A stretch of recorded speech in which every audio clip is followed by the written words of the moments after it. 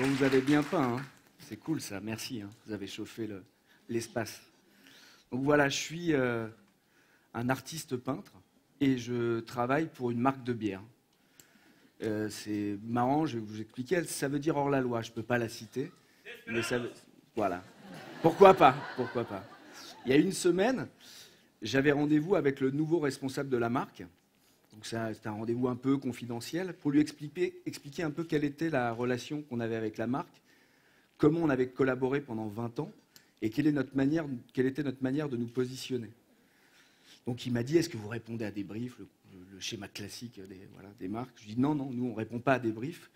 On a besoin de se rencontrer en dehors des bureaux, dans d'autres endroits, échanger, et qu'à un moment on fasse des choses importantes pour les gens, qu'on soit pas dans quelque chose de fermé, mais quelque chose d'ouvert, qu'on apporte. Et que nous, en tant qu'artistes, on a ce besoin et on a utilisé la marque pour communiquer des choses aux gens, pour aller vers les gens, rentrer dans le système pour amener des choses aux gens. Ça, c'est vraiment, vraiment important. Parce qu'autrement, je préfère rester dans mon atelier plutôt que d'aller perdre du temps avec des gens qui ne comprennent rien et qui ne sont pas ouverts aux autres. Donc voilà, pour dire qu'il faut toujours rester dans ce qu'on est et dans son métier de peintre. Alors là, je vais vous poser une question. Qui dessinait quand il était petit? Vous pouvez lever la main? Ouais, tout le monde. Hein. Ouais, c'est un peu une écriture universelle, la première écriture. Et qui dessine aujourd'hui encore? Ah, il y a du monde quand même, c'est super. Ça fait plaisir. Ben voilà, moi comme vous, je n'ai pas arrêté de dessiner. J'ai eu la chance de ne pas arrêter de dessiner. J'ai eu la chance d'avoir un père qui peignait quand j'étais enfant. C'est peut-être pour ça que justement j'ai voulu en faire mon métier. Il peignait, mais il ne gagnait pas sa vie avec. Donc j'ai voulu lui prouver que c'était un métier et qu'on pouvait gagner sa vie avec. Alors c'est assez marrant parce qu'encore aujourd'hui, quand je rencontre des gens, ils me disent « Quel est ton métier ?» Je dis « Peintre ». Alors les gens me disent « Mais tu gagnes ta vie ?» Donc c'est terrible. On est face à quelque chose de terrible. Et durant ma scolarité, ça a été très difficile parce que moi, j'avais ce truc-là, c'était mon moyen de m'exprimer, c'était mon moyen de communiquer avec l'autre. Moi, je n'arrive pas à écrire. Ça a été très dur d'ailleurs d'écrire des choses. Et voilà, je ne comprenais pas pourquoi l'école, à un moment, ne me poussait pas à ça. Comme j'étais bon à l'école, on me disait « Ouais, alors tu vas faire des maths, tu vas faire de l'économie, tu vas rentrer dans le système. » Et moi, je n'avais pas envie de rentrer dans le système. J'avais envie de faire ce que j'avais envie de faire. Et ça, c'est catastrophique. Je pense que l'école doit amener les gens à se trouver, à trouver quelle est leur passion pour qu'ils puissent être dans leur vie et pouvoir faire ce qui leur plaît. C'est vraiment, vraiment, vraiment important. J'ai eu la chance, après, un peu plus âgé, vers 16-17 ans, de travailler à l'hôpital de Garches. L'hôpital de Garches, c'est un endroit où des enfants sont là et qui ont été touchés par des maladies graves. Et les gens me disent « Ah, c'est génial, c'est super, tu t'aides les gens. » Mais je dis « Moi, j'aide personne, je suis dans l'échange. » C'est-à-dire que je suis dans le rapport à l'autre et dans ce que l'autre peut m'apporter. Voilà, moi, je suis juste là dans l'humilité. Et ce que m'ont apporté ces enfants, c'est de la foi qu'ils avaient en la vie, cette force qu'ils avaient en la vie. Et moi, j'avais mes deux jambes, je respirais, et je me suis dit « Mais c'est pas possible que je passe à côté de ma vie. Il faut que j'aille là où je dois aller. C'est important. » Et puis, j'ai eu la chance, encore une fois, de rencontrer Ned, qui est un ami que j'ai connu en 4e. Et on avait les mêmes envies, on était très différents, on avait la même envie de peindre. Et on a fait une école de graphisme, et on a rencontré Jerk, qui était quelqu'un d'un peu à part. Et puis, on avait quelque chose de fort tous les trois. On avait cette envie de peindre.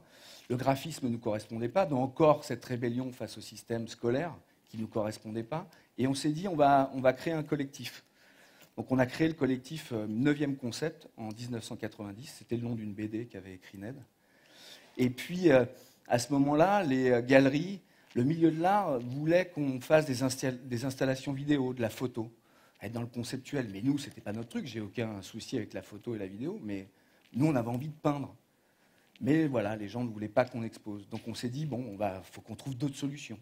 Donc là, on a édité des autocollants qu'on a collés un peu partout dans Paris. C'est marrant, on a fait plus de 700 modèles aujourd'hui. C'est un support qui nous a toujours accompagnés, parce que c'est un support qu'on peut donner aux gens, qu'on peut échanger, et puis les gens s'approprient et en font ce qu'ils veulent. Et grâce à ces autocollants, on a rencontré une personne importante à l'époque à Paris, qui s'appelle Maxila, un Sénégalais, qui était vraiment une figure de l'activisme underground parisien. Et lui, il a eu l'idée de récupérer des vêtements des années 70 et de les faire repeindre par des artistes. On a fait plus de 600 pièces.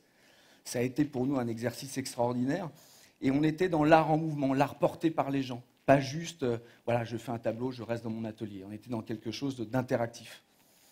Et ça a été très important parce qu'il nous a fait comprendre que pour y arriver et se développer en collectif, il fallait développer une économie. De là, Ned a eu l'idée, à la suite des vêtements, de dessiner sur le corps. C'était lié à son style, puisqu'il avait un style très ethnique, lié à ses origines bretonnes. Voilà, celtique. Et il a eu l'idée de dessiner sur les gens. Mais nous, on voulait que ça soit gratuit pour les gens. On ne voulait pas les faire payer. Et à l'époque, il y a la loi Evin qui est passée, et les alcooliers n'avaient plus le droit de communiquer de la même manière qu'avant. Donc, ils avaient des budgets pour d'autres choses.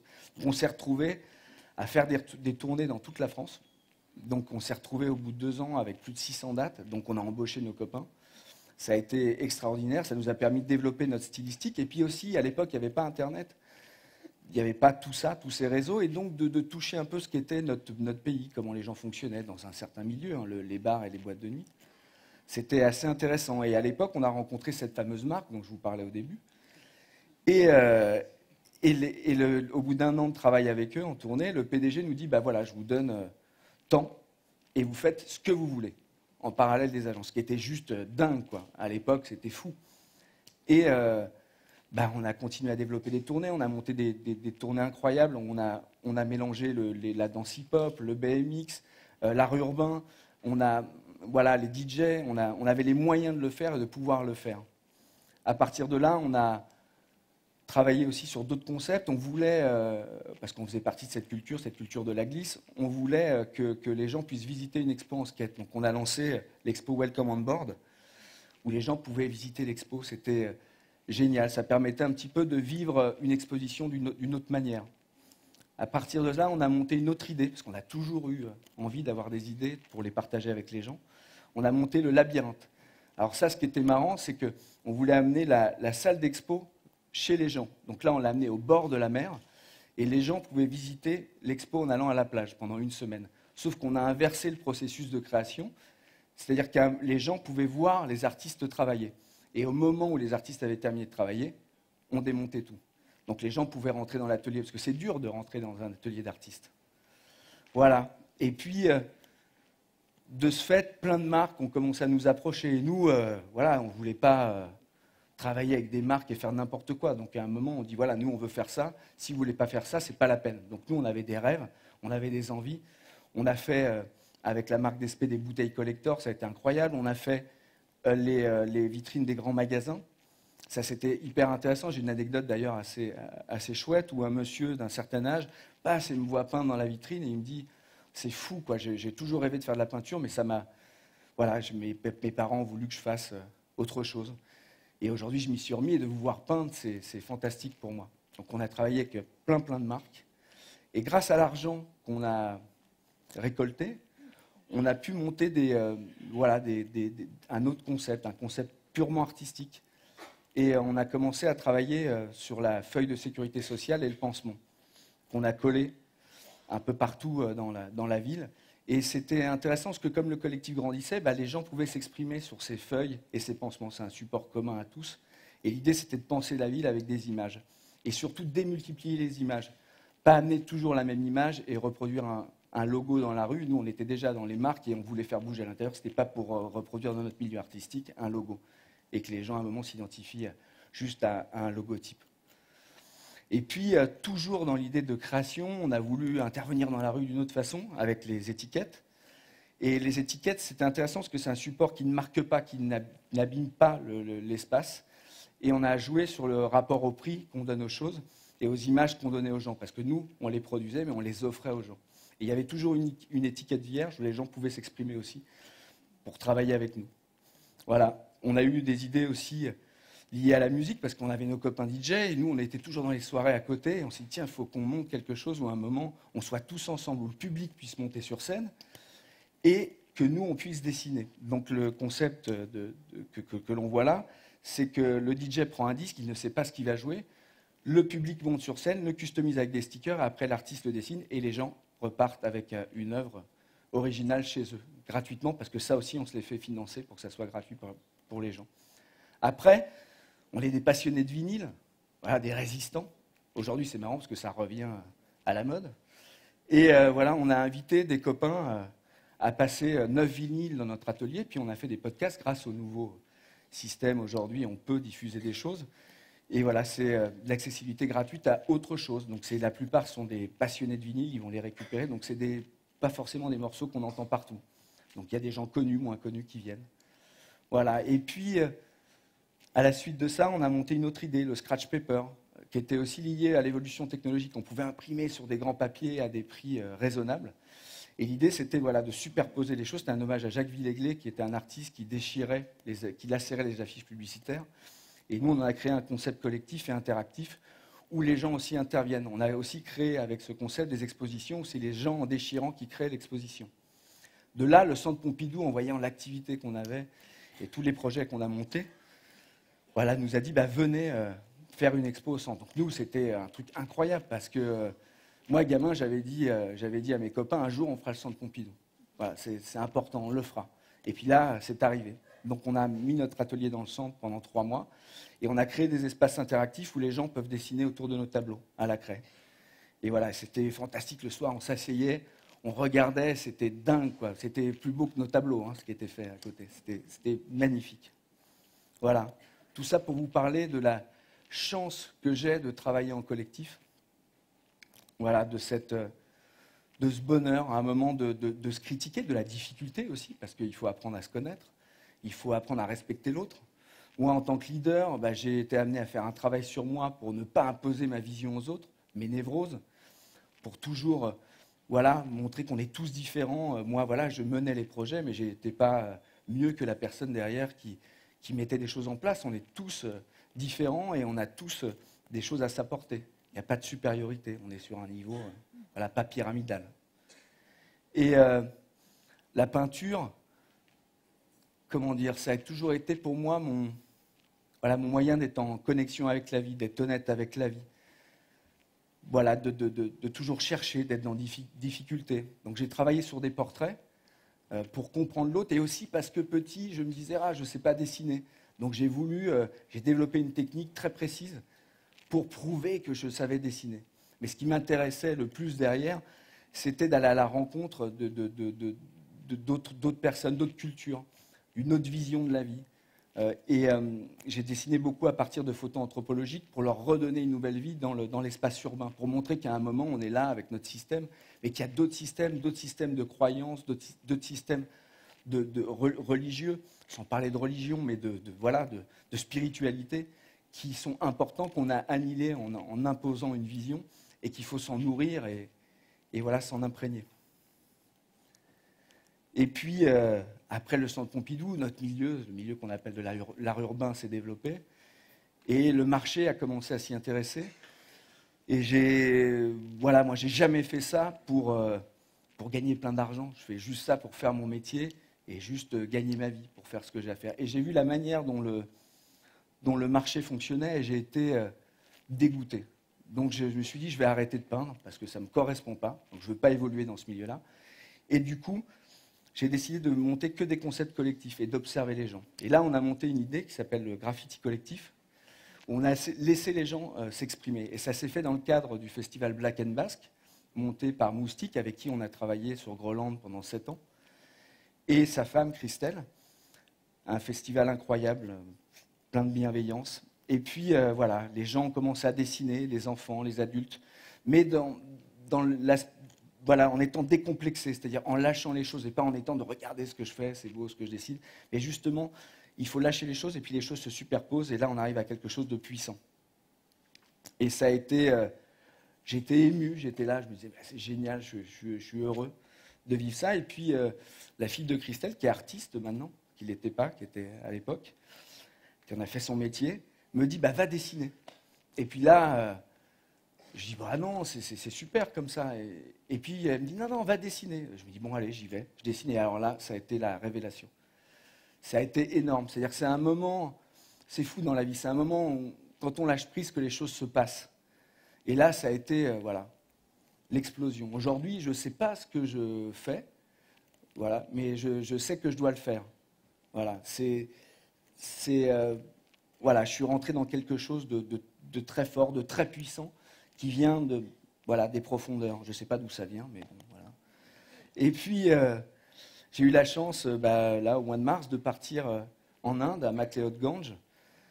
C'est pour un projet qui s'appelle Art for Tibet. Donc, je suis allé peindre dans le village du Dalai Lama, à la rencontre du peuple tibétain en exil. Et puis, je commence à peindre, et puis tout de suite, on nous a invités dans un atelier, dans l'atelier des maîtres Tanka. Donc, les maîtres Tanka, c'est des peintres. Là, en l'occurrence, ils sont en exil. Et tu rentres dans l'atelier, tu prends une claque au niveau technique. Donc, tu as 30 maîtres qui travaillent, et c'est des pièces qui sont réalisées de 1 à 3 ans. Donc, déjà, la temporalité change. Et puis, voilà, c'est d'une précision. Donc, tu es dans l'humilité, tu rentres là, tu te dis, mais quel bonheur. Et là, ils sont là pour témoigner de leur histoire. Donc, il y a un sens profond à leur travail. Et moi, je me sens en accord avec ça, parce que j'avais peur d'aller peindre là-bas. Je me suis dit, il faut que je ressente les choses. Et puis, voilà, je continue à faire mon mur. Et là, le maître Tanka, le grand maître Tanka, vient me voir et me dit qu'il aime ma peinture, qu'il la ressent, et il me tape dans le dos. Alors, c'était un peu violent, mais ça a été puissant. Alors, je ne sais pas ce qui m'a fait passer, mais il m'a fait passer quelque chose d'important. Voilà. Tout ça pour vous dire que tout ce parcours-là, aujourd'hui, je prends conscience, et j'ai pris conscience, que je le dois à mes parents, à la confiance qu'ils m'ont donnée. C'est-à-dire que ça n'a pas de prix, cette confiance-là. C'est quelque chose d'énorme. On doit faire confiance à ces enfants, on doit leur permettre d'aller là où ils doivent aller. Et voilà, je les remercie et je les aime. Voilà, ils m'ont fait un cadeau immense. Et puis, il y a très peu de temps, je lis un bouquin, et puis je vois que le mot métier veut dire mission de vie. Mission de vie. Et moi, j'ai toujours eu l'impression d'être dans ma mission de vie. Et voilà, je trouve qu'on doit tous à un moment trouver quelle est notre mission de vie. C'est une belle définition du mot métier, et c'est sa vraie définition. On l'a tronquée.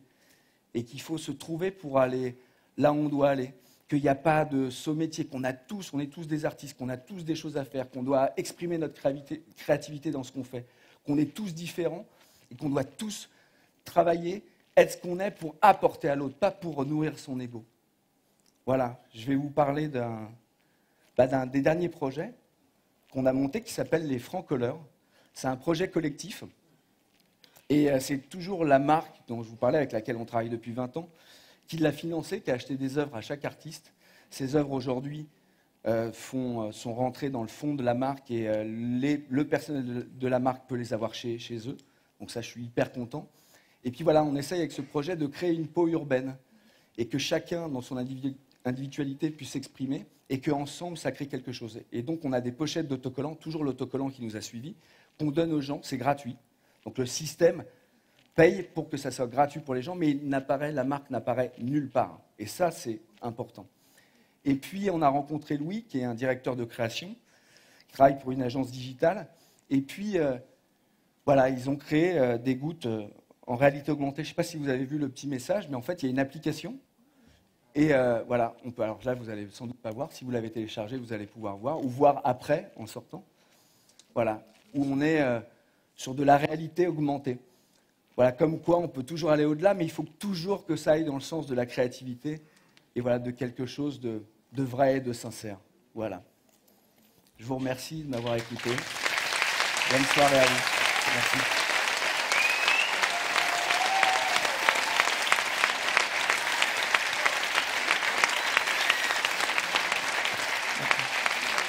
Merci.